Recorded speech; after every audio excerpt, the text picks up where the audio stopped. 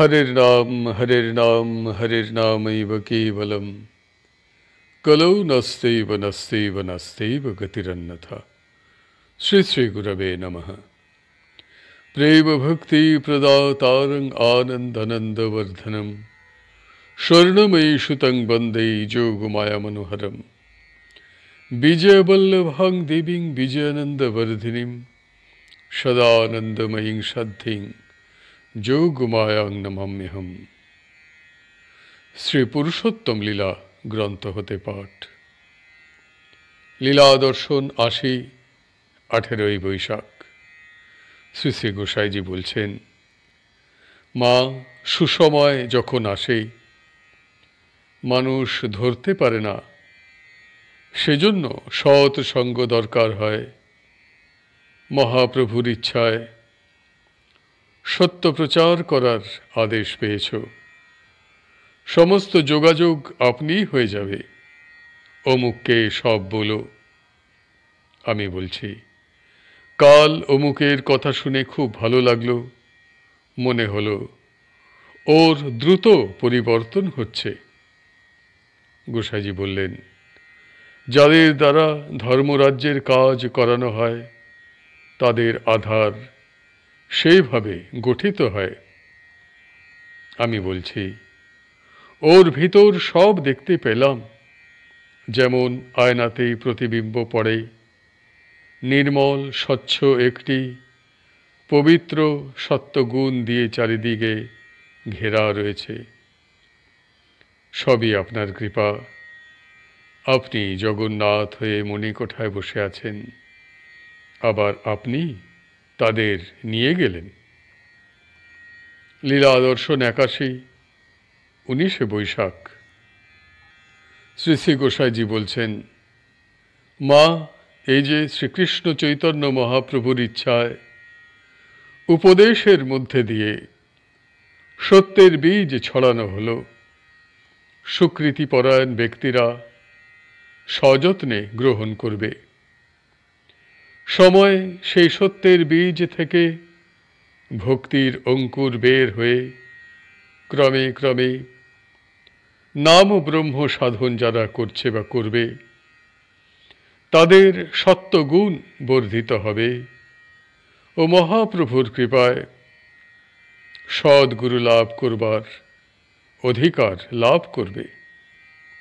অমুককে বলবে, এই শক্তিপূর্ণ নাম ব্রহ্ম জপ করলে ধর্ম সম্বন্ধে যেসব জটিল প্রশ্ন মনে আসবে, সমস্ত প্রশ্নের উত্তর অলৌকিকভাবে মীমাংসা হয়ে যাবে।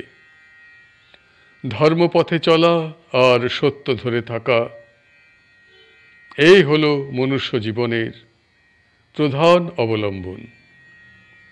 মহাপ্রভু যে ধর্ম দিয়ে গেলেন, কাল প্রভাবে লোকে নিতে পারলে না, ভুল মানে করে নিয়ে সেই মত প্রচার করছে। সে ভুল সংশোধন করে তিনি যে ধর্ম প্রচার করে গিয়েছেন, নিজে করে আদর্শ দেখিয়ে গিয়েছেন, সেই সব যুক্তি দ্বারা বুঝিয়ে দিয়ে সত্য পথ দেখাতে হবে। মহাপ্রভুর ইচ্ছায় অমুকের উপর এই কাজের ভার দেওয়া হলো। এতে অনেক লোক সত্যের সন্ধান পাবে, ওরও কল্যাণ হবে। চন্দনপুকুরের দর্শনের কথা লিখে রাখো। ১৯শে বৈশাখ, সন্ধ্যা। স্থান নরেন্দ্র সরোবরের তীর। গোসাইজি, মাতা ঠাকুরানী প্রভৃতি সবাইকে প্রণাম করে কাছে বসলাম। তাঁরা আশীর্বাদ করলেন। তারপর দেখলাম মহাপ্রভু ভক্ত সঙ্গে অপূর্ব কীর্তন করছেন। আকাশে জ্যোতির্ময় মূর্তি দেখতে পেলাম। ক্রমে তাঁরা সব নেমে এলেন।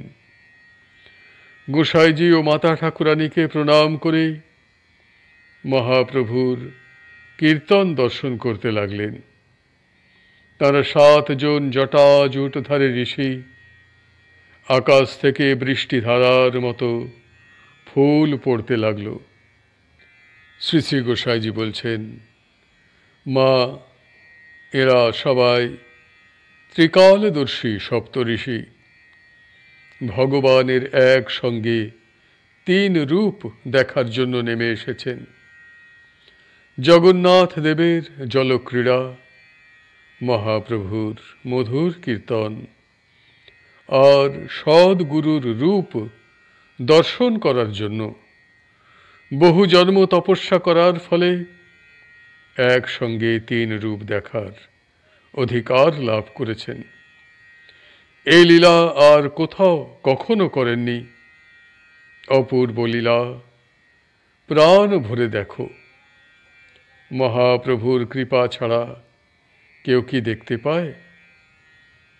মানুষ বাইরে দেখেই কত আনন্দে মগ্ন হচ্ছে, আর এই যে অপ্রাকৃত দ্বারকা লীলা, অন্তরঙ্গ ভক্ত ছাড়া কারো দেখবার অধিকার হয় না। তারপর মহাপ্রভু গোসাইজি মদনমোহনের নৌকায় উঠে মদনমোহনের সঙ্গে মিশে গেলেন। মাতা ঠাকুরানীও অদৃশ্য হয়ে গেলেন। আমারও সে ভাব কেটে গেল। লীলা দর্শন ৮২, ২০ বৈশাখ। শ্রী শ্রী গোসাইজি বলছেন, মা, কাল যেসব দেখেছ সবই প্রকাশ হবে। দিব্য দৃষ্টি যখন সদ্গুরুর কৃপায় খুলে যায়, তখন সমস্ত সূক্ষ্ম অপ্রাকৃত দৃশ্য চোখে পড়ে। স্থূল দেহে এসব দর্শন হয় না। সদ্গুরুর ইচ্ছায় অসম্ভব সম্ভব হয়। সন্ধ্যার পর নরেন্দ্রে গেলাম। গোসাইজি মাতা ঠাকুরানীকে প্রণাম করে কাছে বসলাম। আশীর্বাদ করে বললেন, মা, মহাপ্রভু ভক্ত সঙ্গে যে সব লীলা করেছিলেন, এখন সেই সব লীলা মহাপ্রভুর কৃপায় দেখছ। তিনি সেই দৃষ্টি খুলে দিয়েছেন। দেখলাম অদ্বৈত প্রভু মহাপ্রভুকে ভিক্ষা দেবার জন্য নিমন্ত্রণ করেছেন। দুপুরে খুব ঝড় বৃষ্টি হতে লাগল। তিনি মহাপ্রভুর আশায় বসে আছেন। এমন সময় হরিবোল বলতে বলতে মহাপ্রভু একা এলেন। অদ্বৈত প্রভু আনন্দ করে তাকে বসিয়ে খাওয়াতে লাগলেন। অনেক রকম শাক রান্না করেছেন। খাচ্ছেন আর আনন্দ করছেন। এই অপূর্ব দৃশ্য দেখতে দেখতে নামে ডুবে গেলাম। লীলা দর্শন ৮৩, ২১ বৈশাখ। শ্রী শ্রী গোসাইজি বলছেন, মা, শ্রী বৃন্দাবন লীলার মতো মহাপ্রভু ভক্ত সঙ্গে যেসব লীলা করেছেন, এখনো করছেন, সে সবই দেখতে পাবে। মহাপ্রভুর আদেশ মতো এবার কাজ আরম্ভ হয়েছে। যারা নাম ব্রহ্ম পাবে, সে সময় জানতে পারবে। এই সব উপদেশ পড়ে লোকের বহুদিনের নিদ্রা ভেঙে যাবে এবং আর একটা দিক চোখে পড়বে। নরেন্দ্রতে গোবিন্দের জললীলা দেখবার জন্য স্বর্গের দেবতারা, মর্তের যোগী ঋষিরা, পাতাল প্রভৃতির অধিবাসীরা মানুষ রূপে আসেন। সমস্ত তীর্থ নরেন্দ্রের জলে অধিষ্ঠান হয়ে তাঁর চরণ স্পর্শ করে কৃতার্থ হয়।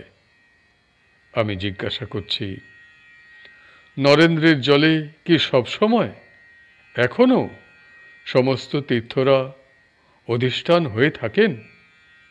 গোসাইজি তখন বললেন, যখন মদনমোহন নৌকাতে ওঠেন, সেই সময় সব তীর্থ নরেন্দ্রে প্রবেশ করে। শ্রী মন্দিরে এলে তীর্থরাও চলে যান। যতক্ষণ নৌকা বিহার করেন, সব তীর্থ বর্তমান থাকেন। ভোগবতী গঙ্গা আবির্ভাব হয়ে তাঁর স্তব করেন। সেই সময় ভগবতীর জলে আর গঙ্গা জলে কোনো পার্থক্য থাকে না। মানুষ বিশ্বাস করতে পারে না এসবই সত্য। অমুককে এখানে আনা হলো, মন পবিত্র থাকলেও বাহ্য পবিত্র রাখা সনাতন নিয়ম। বিদেশ যাত্রাতে যে কিছু ত্রুটি হয়েছিল, সমুদ্র স্নানে, জগবন্ধু দর্শনে, রত্নবেদী স্পর্শ ও মহাপ্রসাদ ভক্ষণ করাতে সমস্ত দোষ নষ্ট হয়ে গেল। লীলা দর্শন 84, 22শে বৈশাখ। শ্রী শ্রী গোসাইজি বলছেন, মা, চন্দন যাত্রার কথা লিখে রাখো। আমি বললাম, নরেন্দ্রেতে গিয়ে মন্দিরের পাশে বসে নাম করতে লাগলাম। কিছুক্ষণ পরে আপনাকে ও মাতা ঠাকুরানীকে দেখলাম, প্রণাম করলাম, আশীর্বাদ করলেন। তারপর দেখলাম মহাপ্রভু ভক্ত সঙ্গে কীর্তন করছেন, নৌকার উপর কীর্তন হচ্ছে, নৌকা নরেন্দ্রের জলে ভেসে ভেসে চলছে। চারিদিকে জ্যোতির্ময় মূর্তি দেব কন্যারা নৃত্য গীত করছে। বৃষ্টিধারার মতো আকাশ থেকে ফুল পড়ছে। আপনি ও মহাপ্রভু কীর্তন করতে করতে মদন মোহনের সঙ্গে মিশে গেলেন। আমি তন্ময় হয়ে দেখছি। তখন নৌকা ভগবতীর কাছে যেতেই গঙ্গা দেবী উজ্জ্বল মূর্তিতে প্রকাশ হয়ে স্তব করছেন দেখলাম। কতক্ষণ হয়ে গিয়েছে বুঝতে পারিনি। চেনা কয়টি মেয়ে ডাকাডাকি করাতেই সে অবস্থা চলে গেল। তখন ঠাকুর চন্দন জলে ডুবে আছেন দেখে চলে এলাম। শ্রী শ্রী গোসাইজি বললেন, মা, শ্রীবৃন্দাবনে রাধা কৃষ্ণ লীলা দর্শনের পর মহাপ্রভুর লীলা দর্শন করার অধিকার হয়। এরপর আর লীলা নেই। এবার নতুন নিয়ম সৃজন করে অপ্রকট অবস্থাতে এইসব তত্ত্ব প্রকাশ করা হলো। কলির জীবের মহাসৌভাগ্য এইসব অমূল্য রত্নের সন্ধান মহাপ্রভু কৃপা করে জানাচ্ছেন। আজকের পাঠ এইখানেই সমাপ্ত হলো। হরি বল, হরি বল, হরি বল। জয় গুরুদেব, জয় গুরুদেব, জয় গুরুদেব।